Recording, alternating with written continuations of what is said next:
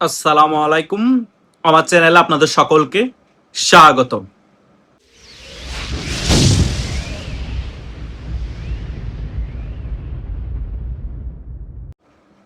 পরিস্থিতি যে কোনো মুহূর্তে বাংলাদেশের রাজনীতিতে আওয়ামী লীগের দখলে চলে যেতে পারে।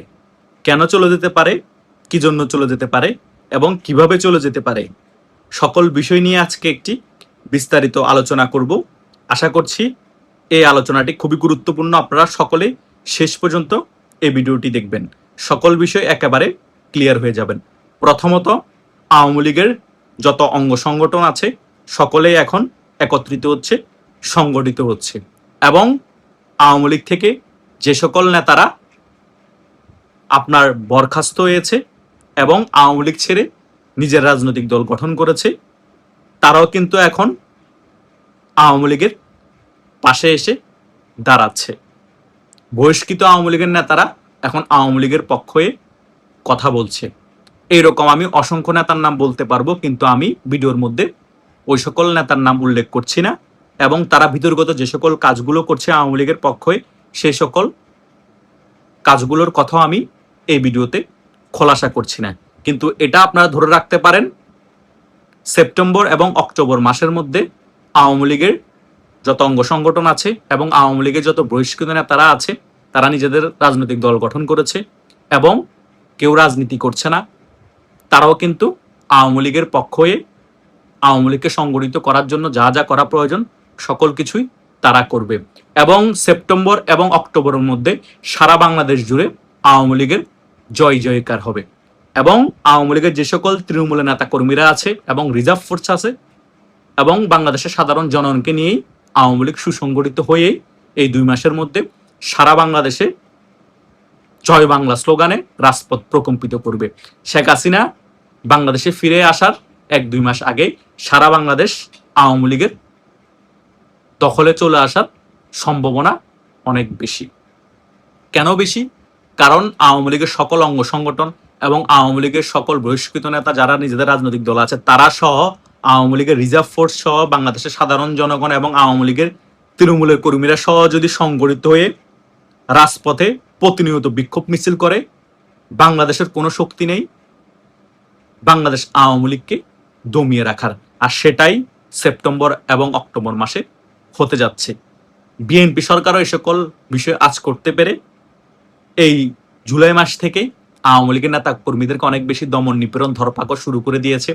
প্রশাসনকে অনেক বেশি হার্ড লাইনে যেতে বলা হয়েছে এবং আগস্ট মাস জুড়েই বাংলাদেশের সকল প্রশাসনকে অনেক বেশি হার্ড লাইনে যাওয়ার কথা বলেছে এবং আওয়ামী লীগের নেতাকর্মীদেরকে ধরপাকড় করার জন্য নির্দেশ দিয়ে দিয়েছে। এগুলো চলবে এবং আওয়ামী লীগের সংগঠিত হওয়া সেটাও চলবে। আওয়ামী লীগ বিরোধী দল থাকলে কিভাবে রাজনীতি করতে হয়, কিভাবে সংগঠিত হতে হয়, কিভাবে শক্তি সঞ্চয় করে আবার বাংলাদেশের রাজনীতিতে ফিরতে হয়, কিভাবে আবার ক্ষমতার মসনদে বসতে হয়, আওয়ামী লীগ ভালো করে জানে। কারণ এই বাংলাদেশ আওয়ামী লীগ এই বাংলাদেশের জন্ম দিয়েছে। বাংলাদেশ জন্ম হওয়ার পিছনে এই বাংলাদেশ আওয়ামী লীগের সবথেকে বড় ভূমিকা আছে। সো এই বাংলাদেশ আওয়ামী লীগকে রাজনীতি শেখাতে হবে না। বাংলাদেশ আওয়ামী লীগ কিভাবে রাজনীতি করতে হয় দুঃসময়ে সেটা বারবার করে দেখিয়েছে এবং বারবার বাংলাদেশে ক্ষমতায় এসেছে। আগামীতেও বাংলাদেশ আওয়ামী লীগ বাংলাদেশের রাজনীতি পরিস্থিতি চেঞ্জ করে দিবে এবং খুব শীঘ্রই বাংলাদেশের রাজনীতি আওয়ামী লীগের দখলে চলে যাবে। হয়তোবা খারাপ সময় মনে হচ্ছে যে আওয়ামী লীগ 10-15-20 বছরও বাংলাদেশের রাজনীতিতে ফিরতে পারবে না, আওয়ামী লীগকে একেবারে আমরা ধ্বংস করে দিয়েছি। যারা এটা মনে করছে তারা এখনো বোকার স্বর্গে বসবাস করছে। তারাই অচিরে বাংলাদেশের রাজনীতি থেকে হারিয়ে যাবে, তারা নিজেরাই ধ্বংস হয়ে যাবে। বাংলাদেশ আওয়ামী লীগের নেতা কর্মীরা দাপটের সহিত বাংলাদেশের রাজনীতি করবে এবং বুক ফুলিয়ে সারা বাংলাদেশ চলবে এবং বুক ফুলিয়ে বলবে আমরা মুজিবাদর্শের সৈনিক এবং বুক ফুলিয়ে বলবে আমরা জয় বাংলার লোক। এটাই আগামীতে খুব শীঘ্রই বাংলাদেশে ঘটতে যাচ্ছে। সর্বস্তরে মুক্তিযুদ্ধের সপক্ষে শক্তি এখন এক হয়ে যাচ্ছে।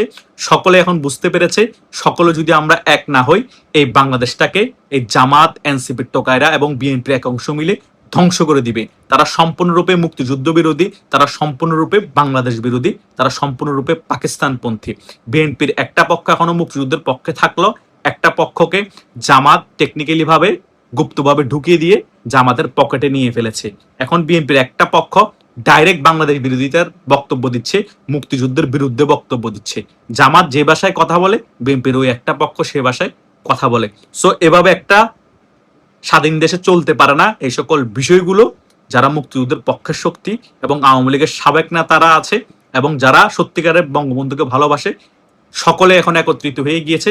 সকলে এখন আওয়ামী লীগের পক্ষ হয়ে কাজ করতে বাধ্য হচ্ছে এবং আগামীতেও বাধ্য হবে। কারণ বাংলাদেশের মধ্যে বাংলাদেশ আওয়ামী লীগের রাজনীতি যদি আপনি ফিরিয়ে আনতে না পারেন, তাহলে এই বাংলাদেশটাকে আবার তারা পাকিস্তান করে ফেলবে। বাংলাদেশ আওয়ামী লীগকে যদি আবার ক্ষমতায় আনতে না পারেন, এই বাংলাদেশে মুক্তিযোদ্ধাদের কোনো সম্মান থাকবে না, মুক্তিযুদ্ধ বলতে কিছু থাকবে না। সকল কিছু এই বিএনপির একাংশ, জামাত এবং এনসিপি টোকাইরা মিলে ধ্বংস করে দিবে।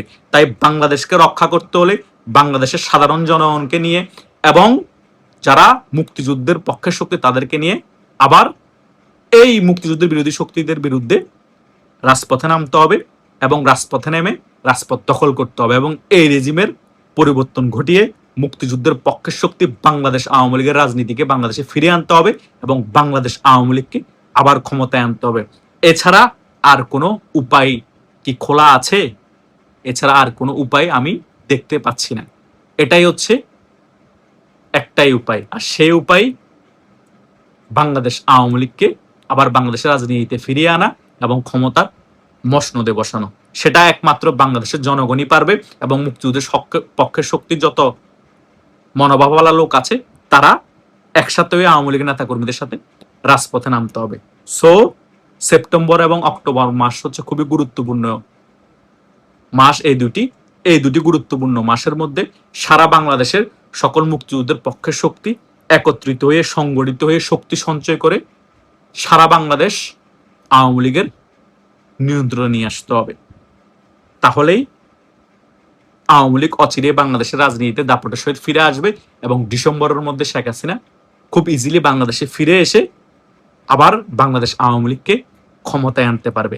সকল কিছু এখন মুক্তিযুদ্ধের পক্ষের শক্তি বাংলাদেশের যে সকল জনগণ আছে তাদের উপর ডিপেন্ড করে। তারা যদি সত্যিকারের মুক্তিযুদ্ধের পক্ষের শক্তি হয়ে থাকে, তারা সকলেই বাংলাদেশ আওয়ামী লীগের পক্ষে এসে দাঁড়াবে এবং আওয়ামী লীগের যারা বহিষ্কৃত নেতারা আছে, বিভিন্ন দল করেছেন এবং আওয়ামী লীগের যারা অঙ্গ সংগঠন আছেন, তারাও কিন্তু সকলে একত্রিত হয়ে রাজপথে নামতে হবে এবং জয় বাংলা স্লোগানে রাজপথ প্রকম্পিত করতে হবে। এই সকল মুক্তিযুদ্ধ বিরোধী শক্তিদের বুকে কম্পন ধরিয়ে দিতে হবে, তারা যাতে পালাতে বাধ্য হয় ক্ষমতা ছেড়ে। এই পরিস্থিতি সারা বাংলাদেশে তৈরি করতে হবে। তাহলেই দেখবেন সারা বাংলাদেশ আওয়ামী লীগের দখলে আগে যেভাবে ছিল সেভাবে চলে আসবে এবং মুক্তিযোদ্ধাদের সম্মান থাকবে এবং আপনি গর্ব করে বলতে পারবেন, আমি মুক্তিযুদ্ধের পক্ষের শক্তি, আমি মুজিবাদর্শের সৈনিক, আমি বাংলাদেশের স্বাধীনতাকে বিশ্বাস করি এবং আমি জয় বাংলা স্লোগান গর্ব করে দিতে পারি, আমাকে বাধা দেওয়ার কেউ নাই। আর বাংলাদেশের জনগণের একমাত্র স্লোগান সেটাই হচ্ছে জয় বাংলা। আশা করছি আমি এই ভিডিওর আলোচনায় যে সকল বিষয়গুলো আপনাদেরকে ক্লিয়ার করার চেষ্টা করেছি এবং বোঝানোর চেষ্টা করেছি, আপনারা মোটামুটি যারা প্রথম থেকে শেষ পর্যন্ত এই ভিডিওটি দেখেছেন তারা মোটামুটি সকল বিষয় ক্লিয়ার হতে পেরেছেন এবং সকল বিষয় বুঝতেও পেরেছেন। ধন্যবাদ সকলকে।